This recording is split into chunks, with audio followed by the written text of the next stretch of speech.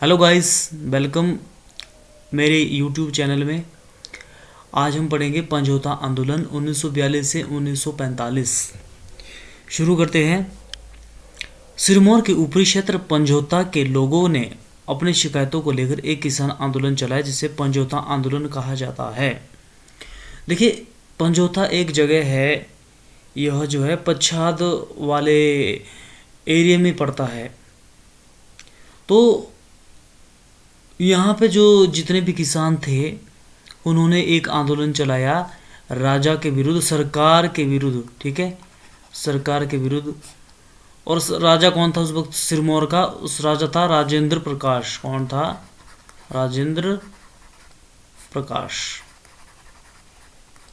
तो राजेंद्र प्रकाश के विरुद्ध जो है, या यूं कह सकते हैं कि सरकार के विरुद्ध जो है एक किसान आंदोलन चलाया था, जिसे समझौता आंदोलन कहा जाता है। 1942 से 1945 के बीच इसकी अवधि रही।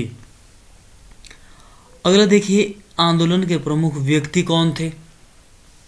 तो देखिए, मुख्य व्यक्ति थे ये फ्रेंड्स, बहुत इंपॉर्टेंट है। सबसे पहले थे कि लक्ष्मी सिंह, जो कि गांव कोटला के रहने वाले थे। ठीक है, ये थे प्रधान इस आंदोलन के, जो है ये प्रधान थे। लक्ष्मी सिंह, क्या नाम था इनका? लक्ष्मी सिंह, कोटला के रहने वाले थे।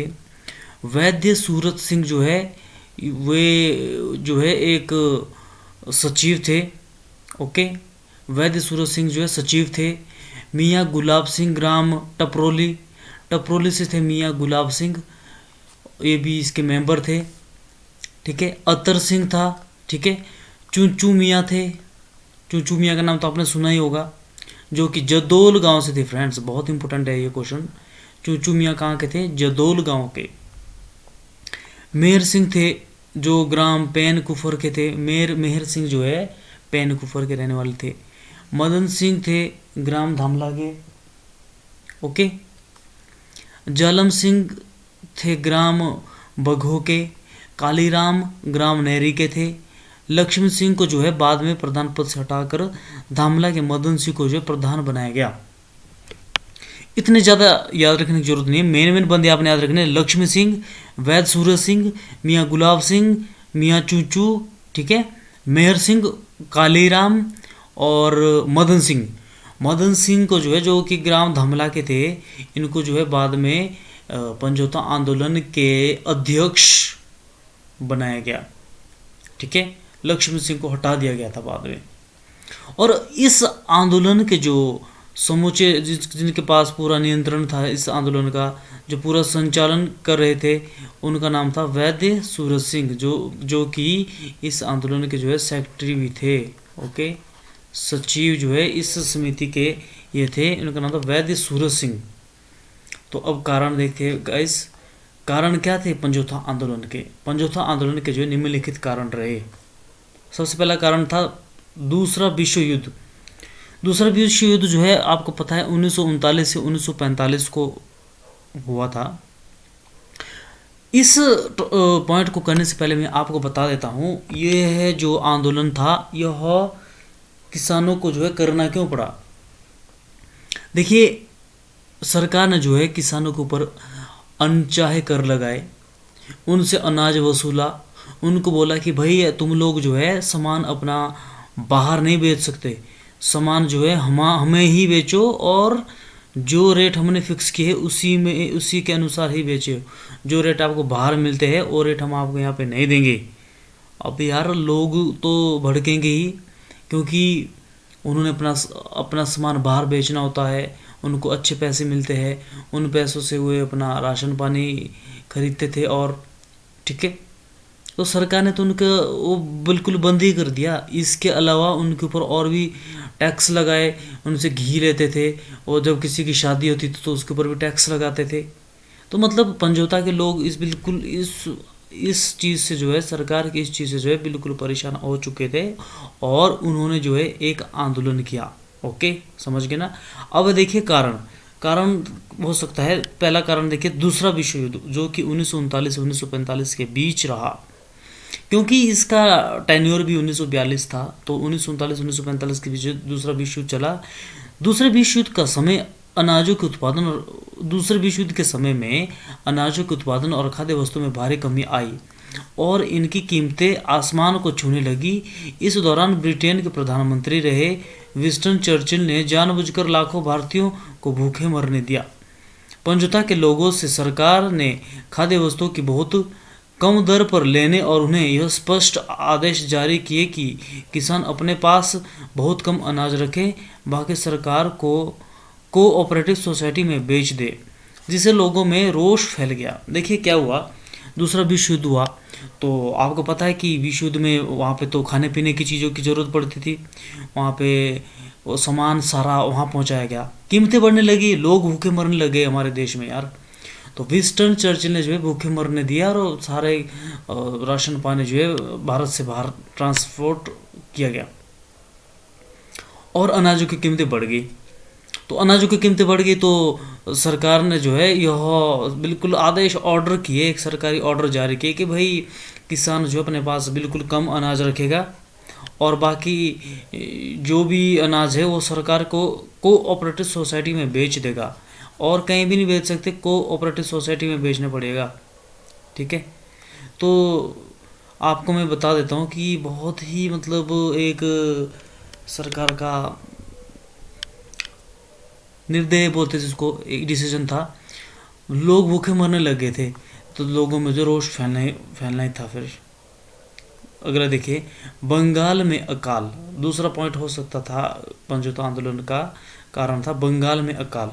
जब बंगाल में अकाल पड़ा तो क्या हुआ, 1943 से 44 में जो है बंगाल, जो वर्तमान में बांग्लादेश, पश्चिम बंगाल, बिहार, उड़ीसा हुआ करता था, जो बांग्लादेश, पश्चिम बंगाल, बिहार और उड़ीसा हुआ करता था उसको पहले क्या बोलते थे, बंगाल।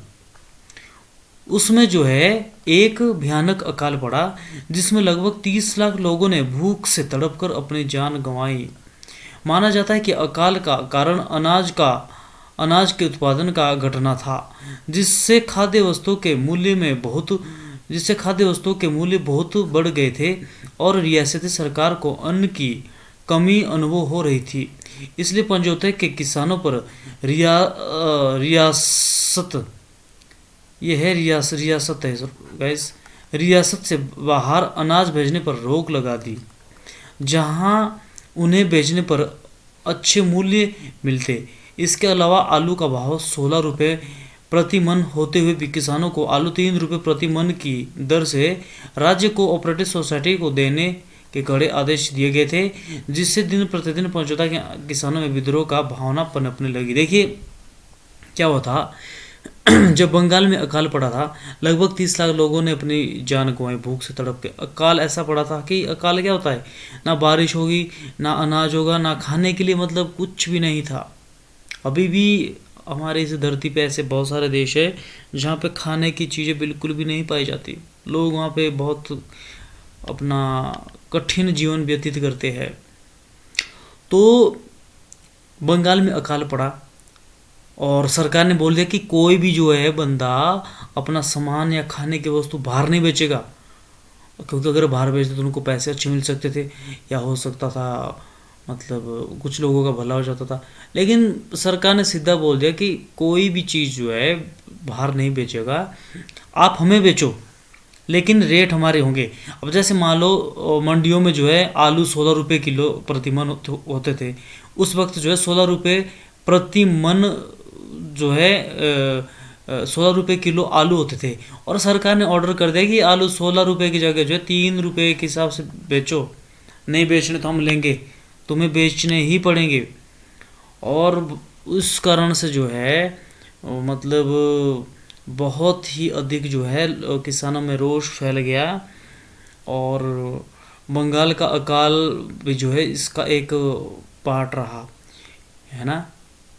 अनाज की बहुत ज़रूरत पड़ गई थी सरकार को, तो इनको लगा होगा कि यार हमें अपने पास जो है स्टोर करके रख लेना चाहिए अनाज, है ना।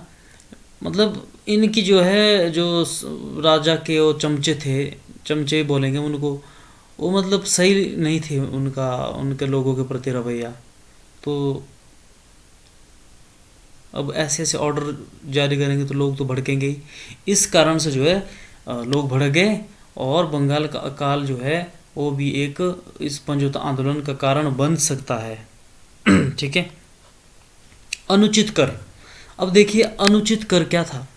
समझौता के लोगों से कर्मचारी अधिक बेगार लेने लगे, जिसमें मुख्यतः घराटों में कर, रीति विवाह कर आदि शामिल थे।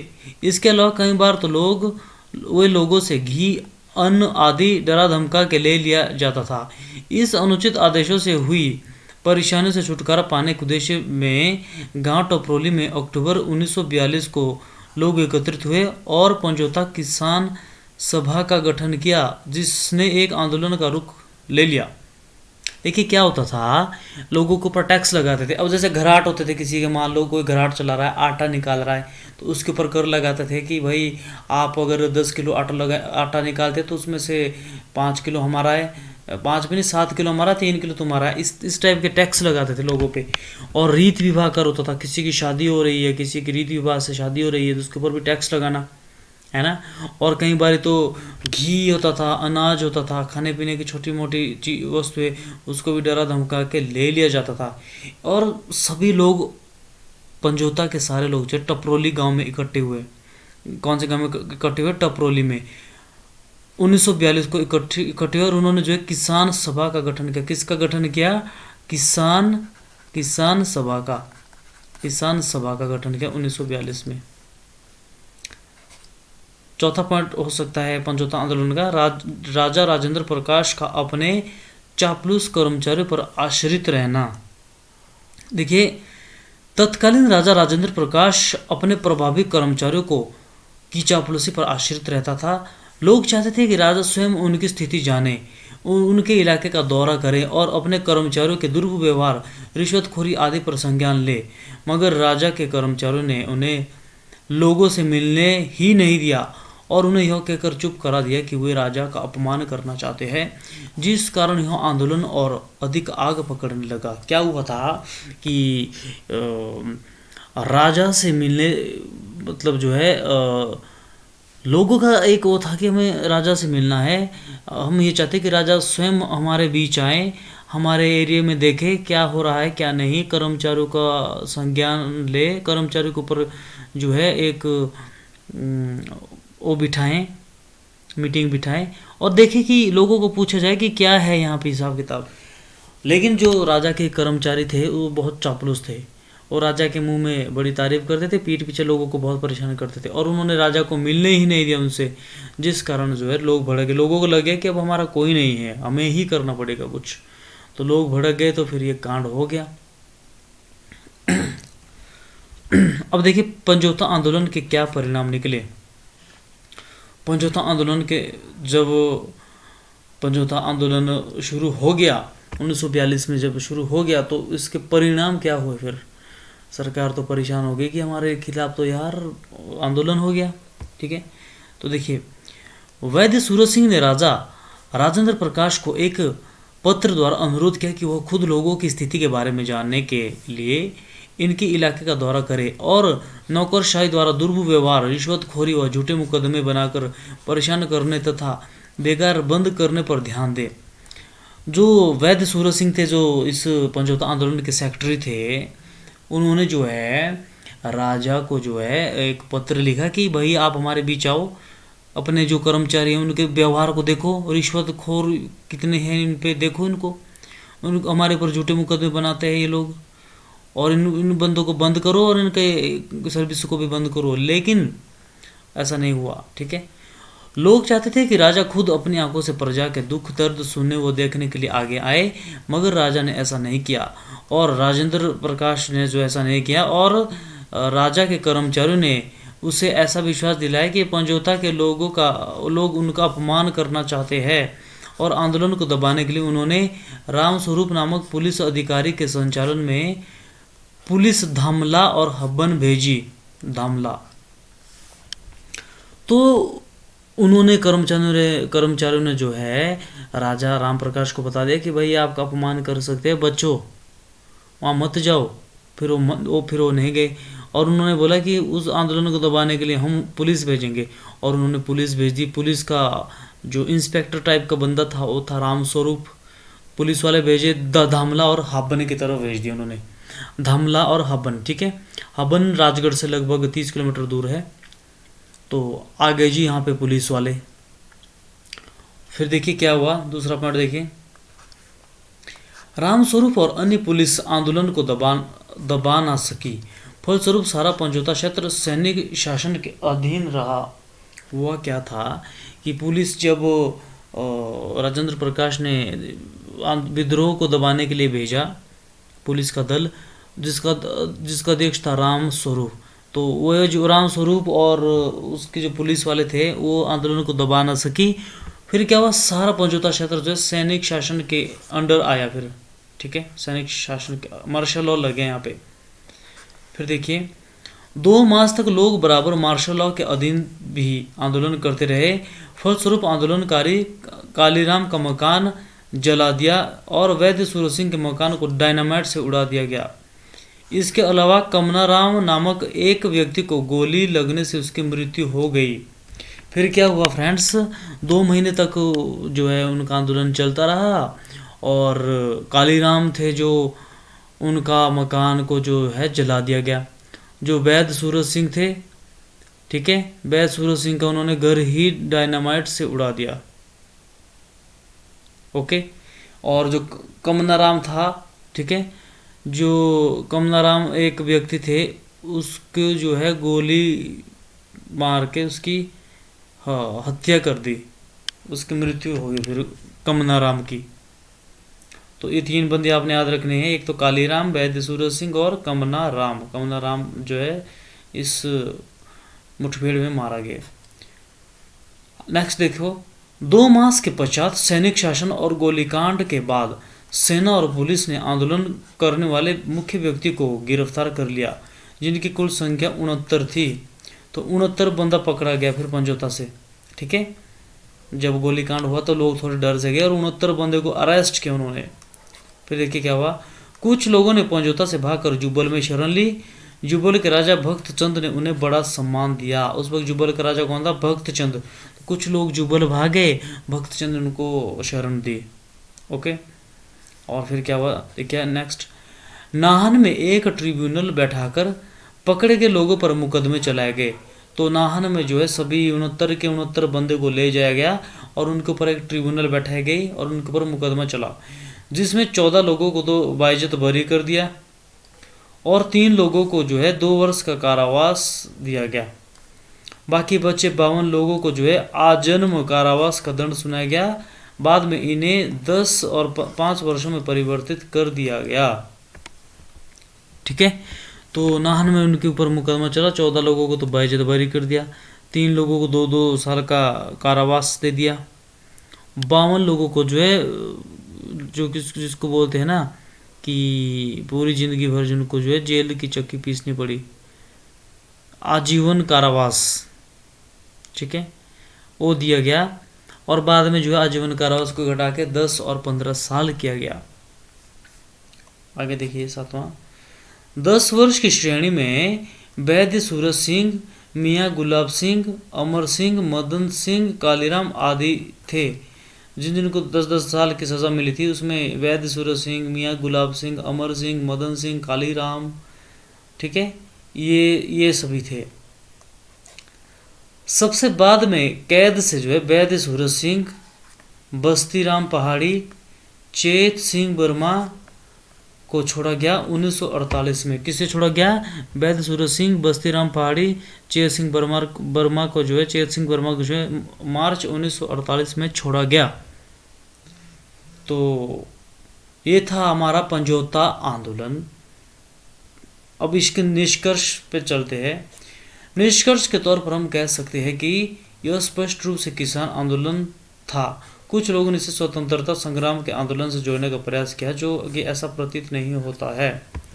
तो क्योंकि किसानों से संबंधित विद्रोह था तो इसको किसान आंदोलन बोला जा सकता है, पंजोता आंदोलन को। कुछ लोग बोलते हैं कि स्वतंत्रता संग्राम का आंदोलन था, लेकिन नहीं, ऐसा नहीं था। इसमें बिल्कुल भी कहीं भी स्वतंत्रता के जिक्र नहीं किया गया था। तो ये किसान आंदोलन था। आपने ये इतने सारे पॉइंट इसमें याद रख लेने हैं।